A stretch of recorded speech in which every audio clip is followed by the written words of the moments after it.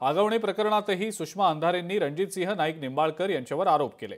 जयश्री आगवणे आणि रणजितसिंह नाईक निंबाळकर यांच्यातील फोनवरचं संभाषण अंधारेंनी पत्रकार परिषदेमध्ये ऑडिओ क्लिपद्वारे ऐकवलेलं आहे।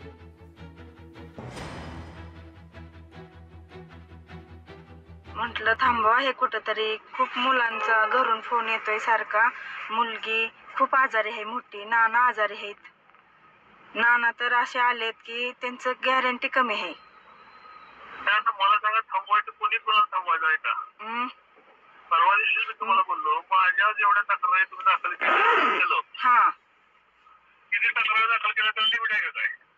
किती आता मी काय बघितलं नाही दादा। थांबवा आपण, तुमच्या हात आता तुम्ही कुठेतरी मिटू आपण, येऊ देत। मी काय म्हणते, मी शब्द देते तुम्हाला, त्यांना बाहेर येऊ द्यात, मी स्वतः समोर घेऊन येते त्यांना। पण हे थांबवा, खरंच मुलगी खूप आजारी आहे। त्या दिवशी पप्पांना त्यांना भेटाय गेल्यापासून तिला फिट। मला सांगा, सुरुवात कोणी केली? दादा हो, तुम्ही मोठे आहे, तुम्ही आपण आज एकत्र राहिलो, एकत्र 10-12 वर्ष झाला आज आपण एकत्र काढलेत।